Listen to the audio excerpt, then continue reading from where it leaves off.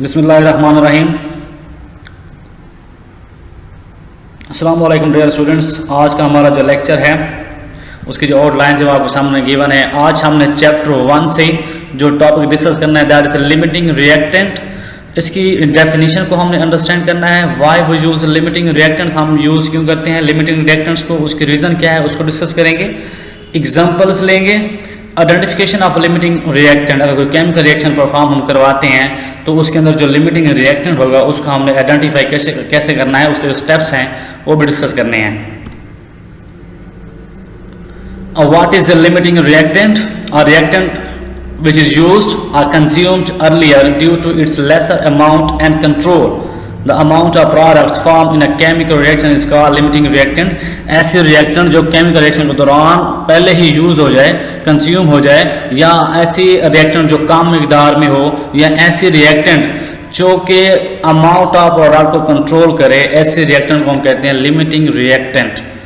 इसको हम ऐसे भी डिफाइन कर सकते हैं, limiting reactant is that which control the amount of product. ऐसे रिएक्टेंट जो प्रोडक्ट के अमाउंट को कंट्रोल करे वो लिमिटिंग रिएक्टेंट होती है।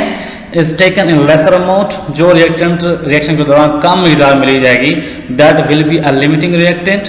इज कंज्यूम्ड अर्लियर, ऐसी रिएक्टेंट जो केमिकल रिएक्शन के दौरान पहले ही कंज्यूम हो जाए that is a limiting reactant. Produce least amount of product, ऐसी रिएक्टेंट जो कम से कम प्रोडक्ट को प्रोड्यूस करे वो लिमिटिंग रिएक्टेंट। एग्जाम्पल लेंगे जी, वाई वो यूज लिमिटिंग रिएक्टेंट्स। हम लिमिटिंग रिएक्टेंट्स यूज करते क्यों हैं?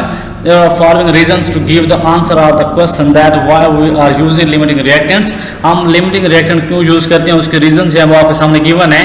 To increase the rate of chemical reaction, chemical reaction के रेट को इंक्रीज करने के लिए हम लिमिटिंग रिएक्टेंट यूज करते हैं। टू गेट 100% प्रोडक्ट, 100% प्रोडक्ट हासिल करने के लिए भी हम लिमिटिंग रिएक्टेंट यूज करते हैं। To save time, limiting reactant अगर हम यूज करेंगे तो रिएक्शन फास्ट होगा और कम टाइम में आपको प्रोडक्ट मिल जाएंगे। It means to save time, हम टाइम सेव करना चाह रहे हैं होते हैं by using limiting reactant.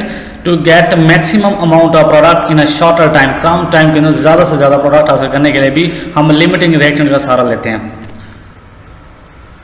Ji. Simple example from the question, अगर हम सिंपल एग्जांपल लेना चाहें, a simple example to understand the concept of limiting reactant is given below। अगर सिंपल से एग्जांपल लेते हैं लिमिटिंग रिएक्टेंट को अंडरस्टैंड करने के लिए। 2 slices and 1 kebab combine to give 1 sandwich। 2 slices और 1 कबाब अगर हम मिलाते हैं तो आपके पास बनते हैं 1 सैंडविच। अगर आपके पास 58 स्लाइसेस हों और 30 कबाब्स हों तो आपके पास जो सैंडविच हैं वो आपको 29 सैंडविच बनेंगे। कैसे? आप यहाँ पे देखें जो 58 जो आपके पास हैं स्लाइसेस हैं वो सारी की सारी यूज़ हो जाती हैं और यहाँ से आपके पास 29 जो है कबाब वो यूज़ होते हैं, क्योंकि single kebab and 2 slices to give 1 sandwich. तो यहाँ पे जो स्लाइसेस हैं ये सारी की सारी यूज़ हो जाती हैं, तो ये हमारे पास लिमिटिंग रिएक्टेंट है। और जो 29 कबाब यूज़ होते हैं और यहाँ पे 1 कबाब जो एक्स्ट्रा बच जाता है तो हम कबाब को कहेंगे दैट इज एक्सेस रिएक्टेंट। जी एग्जांपल 1 केमिकल रिएक्शन की एग्जांपल आपके पास गिवन है जी। Consider the following reaction between H2 and O2 to form water. तो हम हाइड्रोजन और ऑक्सीजन को कंबाइन करके वाटर बनाते हैं। सपोज करें वी अलाउ 2 मोल्स, यानी हमने 2 मोल्स लेने हैं या 4 gram hydrogen to react with 2 mole या 64 ग्राम ऑफ ऑक्सीजन। ये हमने अमाउंट लिया बिफोर द केमिकल रिएक्शन। हमने 2 मोल लिए हुए हैं हाइड्रोजन के, 2 मोल हमने लिए हुए हैं ऑक्सीजन के। 2 मोल जो हाइड्रोजन है दैट इज इक्वल टू 4 ग्राम और जो 2 मोल आपके पास ऑक्सीजन है दैट इज इक्वल टू 64 ग्राम। जब हम रिएक्शन करवाते हैं तो H2 प्लस O2 H2O बनता है। फिर इस इक्वेशन को हम बैलेंस करते हैं तो यहाँ पे हमारे पास 2 H2O बनता है। यहाँ पे हमारे पास 2 जो मोल्स हैं वो हाइड्रोजन यूज होती है और 1 मोल हमारे पास ऑक्सीजन यूज हो रही होती है। तो जब इक्वेशन को हम बैलेंस कर लेते हैं फिर हम चेक करते हैं तो जी आपके पास हाइड्रोजन है कितने मोल यूज हुआ है? 2 मोल हाइड्रोजन यूज हो गया है और जो ऑक्सीजन है हमने 2 मोल लिया था, यहाँ पे 1 मोल यूज हो रहा है। तो जो हमने 2 मोल हाइड्रोजन लिया था वो सारा का सारा कंज्यूम हो गया है और जो हमने 2 मोल ऑक्सीजन ली थी वो सारी की सारी कंज्यूम नहीं हुई। 1 मोल ऑक्सीजन यूज हुई है और 1 मोल ऑक्सीजन बची हुई है।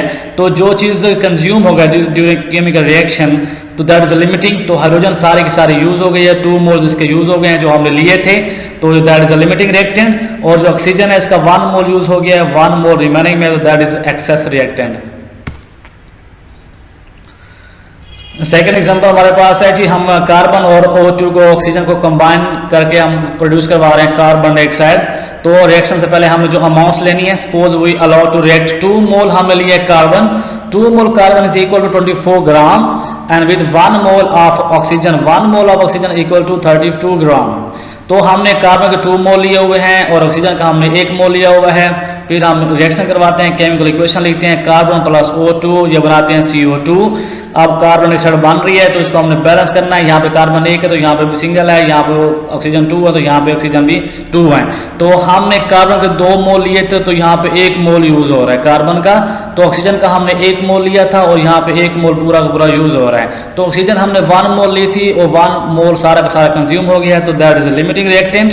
कार्बन हमने 2 मोल ली थी, यहाँ पे 1 मोल यूज हो रही है, तो इसका मतलब है 1 मोल इसका बचा हुआ, दैट इज एक्सेस रिएक्टेंट।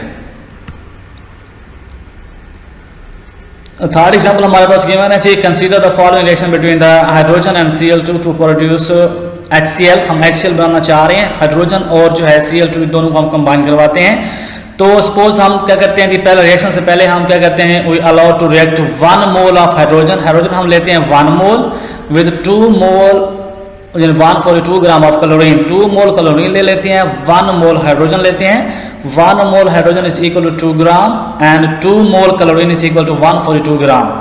तो ये हमने अमाउंट्स ले लिए हैं। अब हम केमिकल रिएक्शन करवाते हैं, इक्वेशन लिखते हैं H2 प्लस Cl2 2HCl। तो यहाँ पे क्लोरीन 2 है तो यहाँ पे 2 से मल्टीप्लाई हो रहा है तो क्लोरीन 2 ही है, जहाँ पे हाइड्रोजन 2 हैं तो यहाँ पे 2 से मल्टीप्लाई हो रहा है तो हाइड्रोजन भी 2 भी हैं। तो इक्वेशन ऑलरेडी बैलेंस है। तो हाइड्रोजन जो है यहाँ पे 1 मोल यूज हो रहा है, क्लोरीन भी यहाँ पे 1 मोल यूज हो रहा है। तो हम अब हमें चेक ये करना है, तो हाइड्रोजन हमने कितने लिए थे, तो हाइड्रोजन हमने लिया था 1 मोल, तो 1 मोल हाइड्रोजन है वो यूज हो गया है। तो क्लोरीन हमने लिया था 2 मोल, यहाँ पे 1 मोल क्लोरीन यूज हो रही है, तो जो चीज़ कंज्यूम हो जाए वो लिमिटिंग है। तो हाइड्रोजन हमने 1 मोल लिया था, 2 ग्राम लिए थे, तो वो 2 ग्राम या 1 मोल कंज्यूम हो गया सारा का सारा, तो hydrogen is a limiting reactant. And Cl2 के हमने 2 मोल लिए थे और यहाँ पे जो है 1 मोल यूज हो रहा है, तो 1 मोल बचा हुआ है, तो that is excess reactant. Identification steps of limiting reactants. अब केमिकल रिएक्शन हमने परफॉर्म करवा लिया है, तो हम लिमिटिंग रिएक्टेंट को आइडेंटिफाई कैसे करेंगे। देयर आर 3 स्टेप्स हैं should be follow to find out the limiting reactant. एक लिमिटिंग रिएक्टेंट को अगर हमें फाइंड आउट करना है तो ये जो फॉलोइंग जो स्टेप्स हैं गिवन है, जिससे हमने लिमिटिंग रिएक्टेंट को आइडेंटिफाई करना है। सबसे पहले हमने क्या करना है, calculate the number of moles from the given amount of reactant. जो हमारे पास जो हमने सपोज अमाउंट पहले लेनी है, तो उससे हमने क्या करना है, उसके हमने नंबर ऑफ मोल्स कैलकुलेट करने हैं, किसके, रिएक्टेंट के। रिएक्टेंट का जो मैस गिवन होगा या जो अमाउंट गिवन होगी, उस गिवन अमाउंट से सबसे पहले हमने रिएक्टेंट्स के मोल्स फाइंड करने हैं। स्टेप सेकंड में हमने find out the number of moles of product with the help of balance chemical equation. तो पहले हमने केमिकल रिएक्शन लिखना है, फिर उस इक्वेशन को हमने बैलेंस करना है। जब इक्वेशन बैलेंस हो जाती है फिर हमने क्या करना है, जो प्रोडक्ट हैं उनके मोल्स हमारे पास आ जाएंगे। By balance the chemical equation, equation को बैलेंस करेंगे तब जाके हमें प्रोडक्ट के मोल्स मिलेंगे।